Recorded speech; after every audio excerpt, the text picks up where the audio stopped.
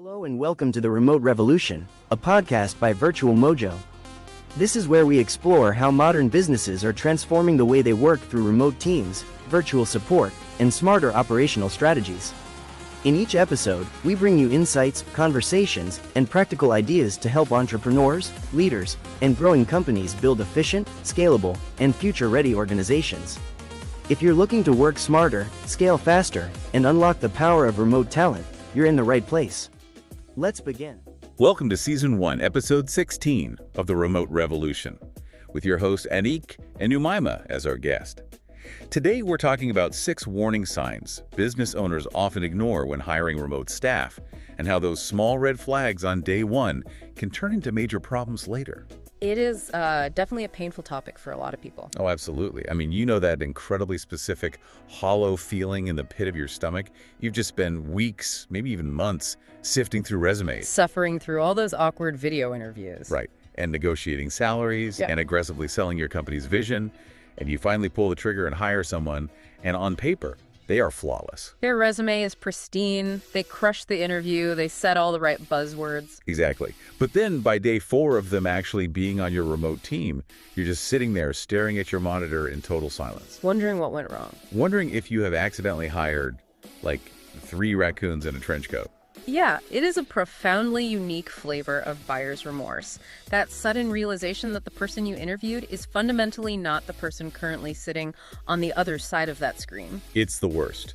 You just sit there watching their little Slack icon turn from green to gray at like 2 in the afternoon thinking, did I make a massive mistake? And the reality is, this is an almost universal pain point for anyone managing a remote workforce today. Well, if you have ever felt that panic, welcome to today's deep dive, because our mission today is to unpack a really fascinating analysis of early warning signs in remote hiring. Because according to our source material, there is this fundamental truth we all try to ignore, right? Bad remote hires do not suddenly become bad months later. Yeah, they don't just wake up on day 90, have a good stretch, and decide to start tanking your team's productivity. Not at all. The overarching premise here is that the warning signs are waving frantically from the very first morning.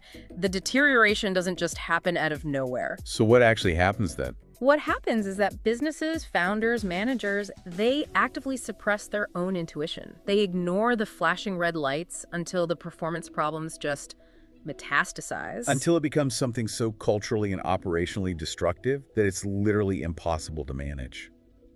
I am so eager to tear into this because the psychology behind it is brutally practical. Oh, it really is. Whether you are a founder running a startup, a middle manager trying to hit Q3 goals, or just someone trying to collaborate with a new teammate across 3 different time zones, the mechanics of where remote work breaks down apply directly to you. We are going to explore 6 specific warning signs today.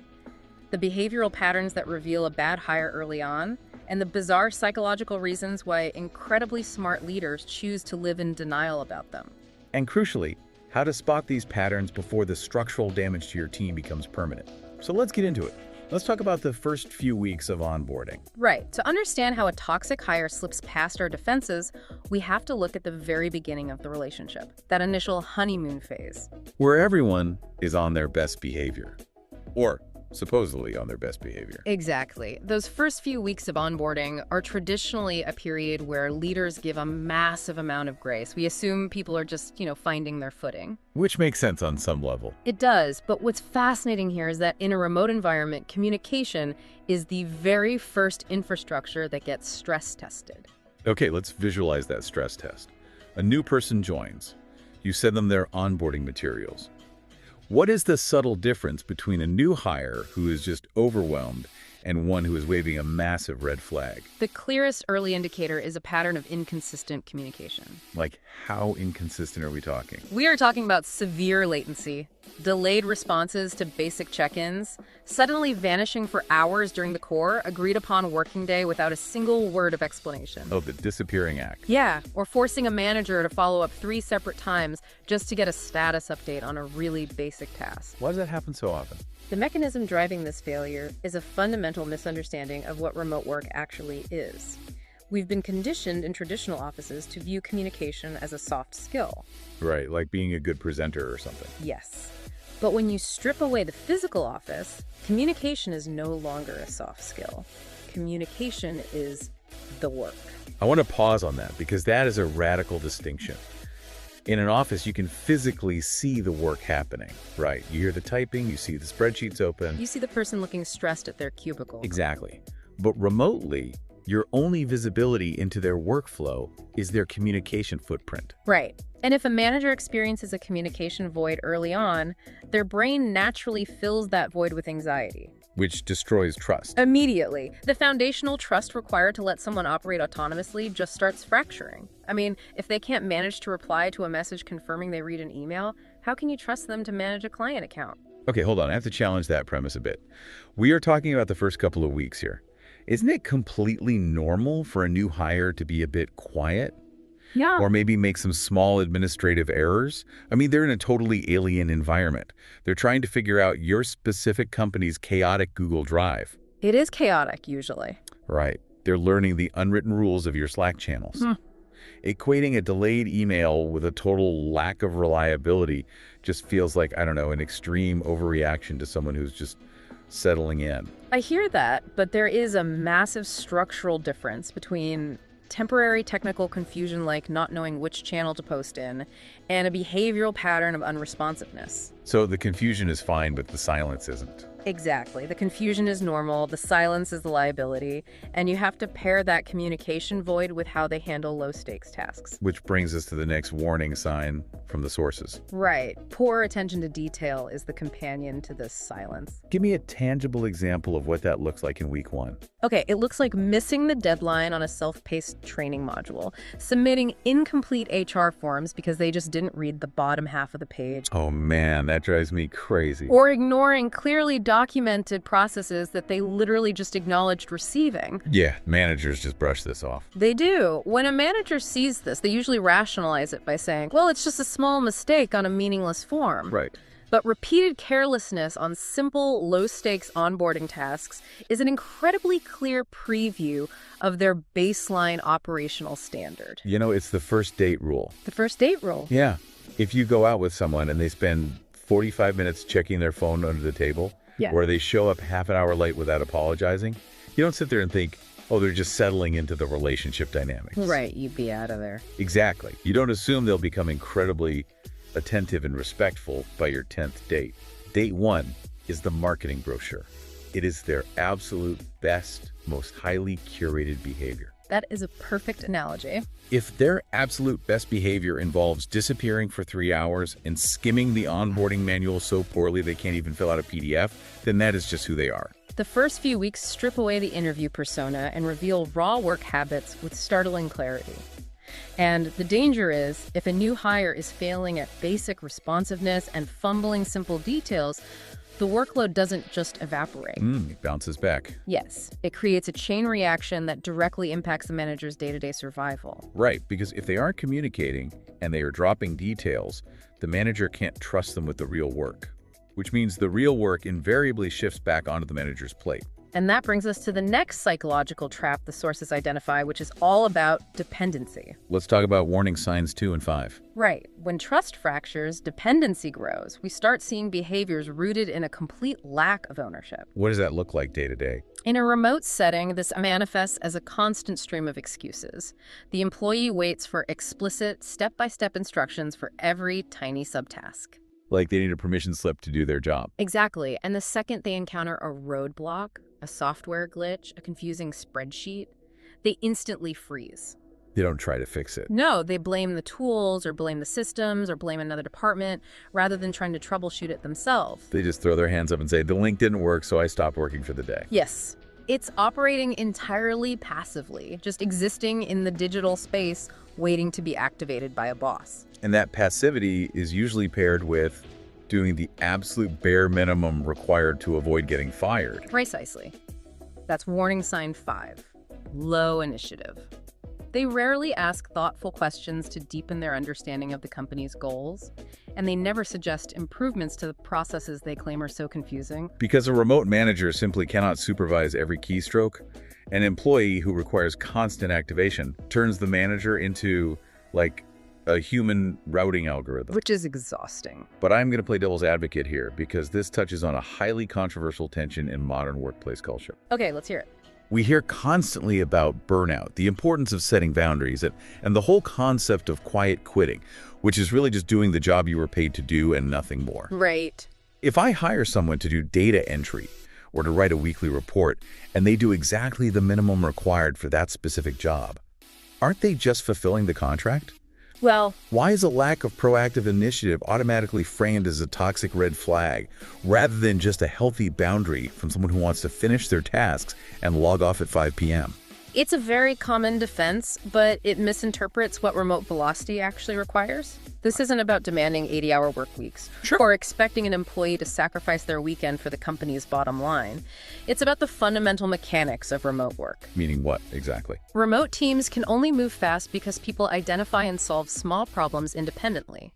If someone is entirely passive and requires explicit instructions for every micro decision, it means they lack the mindset to navigate ambiguity. Oh, I see. It's like being the captain of an airplane and hiring a co-pilot. Go on. If that co-pilot only touches the controls when you directly scream a specific step-by-step order at them, sure, they might technically be doing what they're told. Technically, yes. But the second you look down to check the radar, they let the aircraft drift dangerously off course because you didn't explicitly tell them to keep it level. Exactly. That's not a healthy work-life boundary. That's a massive liability. You are paying for a co-pilot to help fly the plane, not a passenger who occasionally presses a button when prompted. That is spot on. The mental toll of managing a passenger who thinks they're a co-pilot is exhausting. I can only imagine. Instead of creating forward momentum for the company, the employee forces the manager to spend more energy chasing them for updates and outlining basic tasks than the manager would have spent just doing the work themselves. The whole point of the hire was to relieve pressure. But now the manager is essentially carrying a heavy backpack on a hike, exhausting themselves to keep the employee moving. So the manager's exhausted, they're carrying this person's weight, and the frustration is boiling over. Naturally, there comes a breaking point where the manager has to say something. They have to initiate a course correction to try and salvage the situation. What happens when they finally deliver that critique? Because according to our sources, this is where the most toxic behavioral flaws reveal themselves. The reaction to course correction is the ultimate litmus test. In a physical office, feedback can be subtle. A quick chat by the coffee machine, a gentle nudge at a desk. Super casual. Right. But remotely, feedback has to be deliberate. It's often written down or scheduled in a video call. This structural shift makes feedback feel much heavier. So how does a bad hire react? When a manager delivers that necessary correction, a toxic hire will exhibit intense resistance. That's warning sign 4. What does that resistance look like in practice? It goes far beyond a momentary flinch. They argue excessively about the semantics of the feedback rather than addressing the core issue. Oh, deflection. Exactly. They take the criticism deeply personally, treating a workflow correction as a character assassination. Or do they just give you the silent treatment? That's actually the most frustrating variation. Wow. They offer total silent compliance on the Zoom call and then proceed to repeat the exact same mistakes the following week, often avoiding communication entirely in the days following the feedback. But wait, how do we distinguish between someone being stubbornly resistant and someone just having the confidence to defend their work? What do you mean? Well, we constantly tell professionals, especially younger workers, to own their expertise, right? Don't let management steamroll your good ideas. Sure. If they push back on a manager's critique, aren't they just doing what all the career advice tells them to? The distinction lies entirely in the objective of the pushback. Healthy, confident debate is focused on the work. Give me an example of healthy pushback.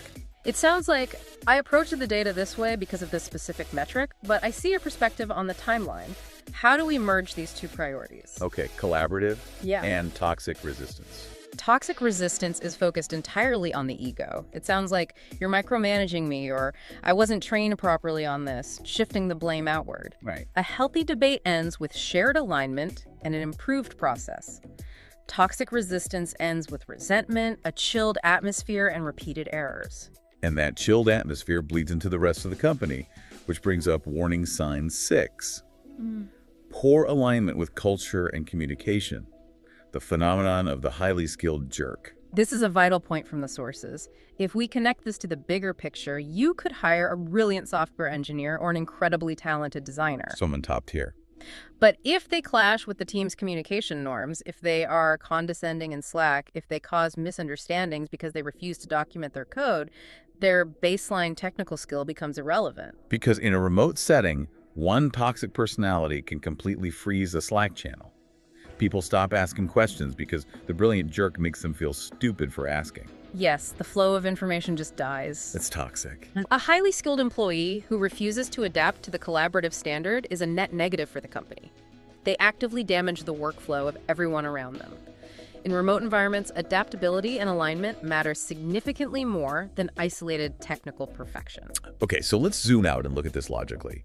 We have a new hire who communicates poorly, drops the ball on basic details, refuses to take ownership, requires constant hand-holding, gets highly defensive when coached, and alienates the rest of the team. A complete disaster. Right.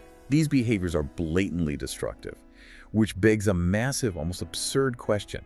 If these signals are so painfully obvious, why do intelligent, rational business owners and experienced managers tolerate them for months on end?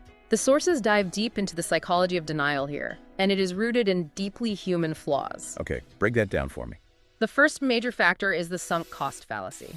Think about the sheer operational exhaustion of recruiting. It's an absolute nightmare. The endless LinkedIn sourcing, the ghosting, the 3 rounds of panel interviews, the reference checks. By the time a founder or manager actually extends an offer, they are deeply emotionally and financially invested in this person being the solution to their problems. So when the red flags start popping up on day 4, The cognitive dissonance is just too painful to accept. Acknowledging that this person is a bad hire means acknowledging that the last 3 months of recruiting were a total waste of time. and worse, that you have to start the agonizing process all over again. Exactly. So they just slap on the rose-colored glasses. They tell themselves, it's just a rough start, it will smooth out. Because the alternative, firing them and going back to the resume pile, feels too destabilizing. They fear the instability of an empty role.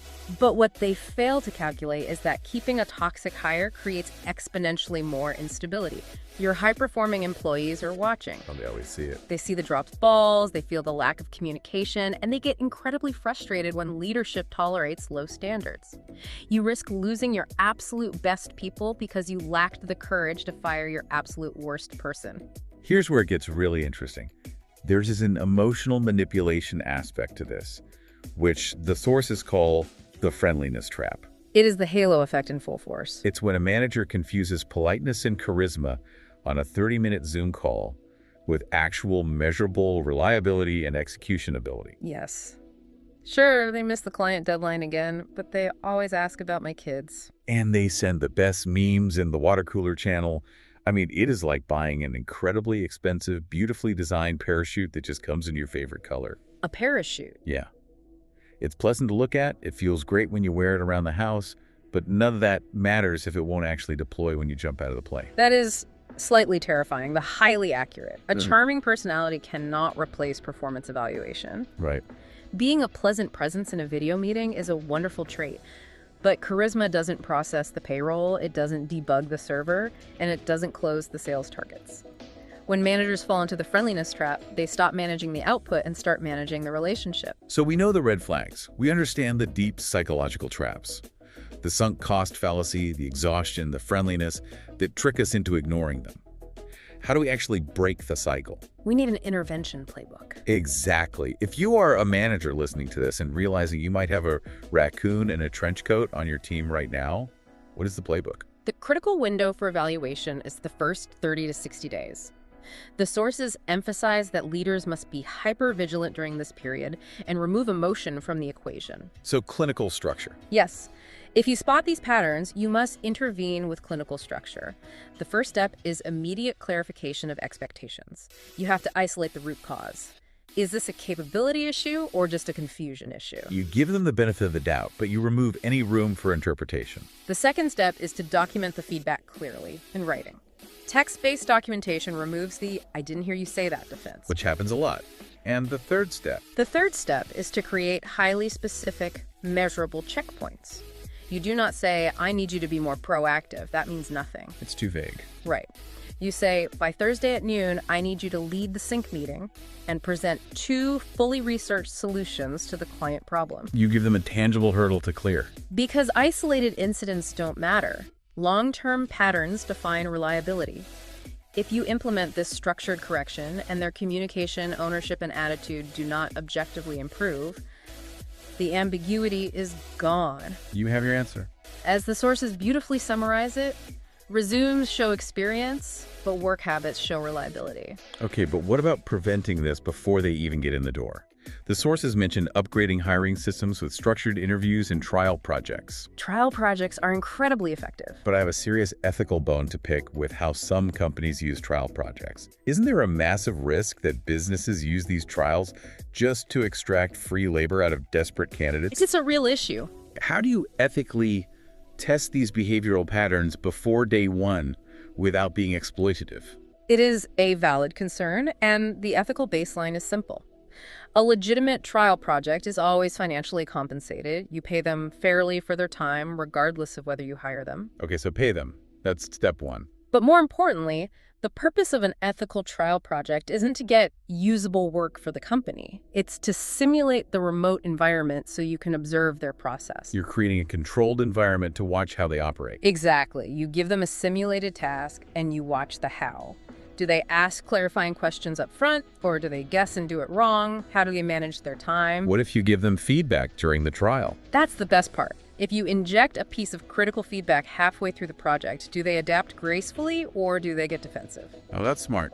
You aren't really evaluating the final PDF they submit. You are evaluating the communication footprint they leave behind while trying to create it. Because that communication footprint is what you have to live with every single day if you hire them. Testing the mechanics of their workflow, not just the polish of their final output.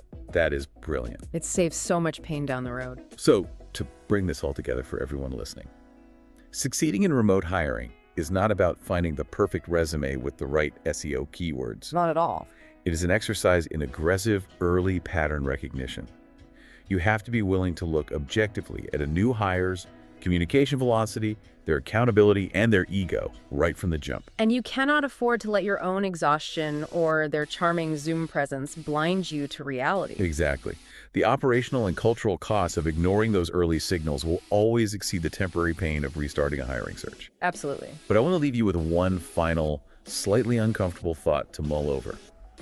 We've spent this entire deep dive analyzing the red flags the employee might be waving. Right. But if a new remote hire is constantly confused, if they are dropping details left and right, and if they seem terrified to take ownership, before you fire them, you have to ask yourself a deeply humbling question. A hard look in the mirror. Are they actually a bad hire? Or is your company's remote onboarding process so poorly documented, so contradictory, and so completely chaotic that it is actively turning great talent into reactive, paralyzed employees? Ouch.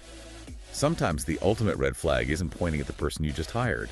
Sometimes it's a mirror pointing right back at your own leadership. Thank you for joining us today, and we will catch you on the next deep dive. Thank you for listening to The Remote Revolution. If you enjoyed this episode, make sure to subscribe and share it with other professionals who are building the future of work. To learn more about how Virtual Mojo helps businesses grow with highly trained virtual assistants and remote support teams, visit www.virtualmojo.com. For inquiries or collaborations, reach out to us at contact@virtualmojo.com. Until next time, keep building smarter systems and embracing the future of work.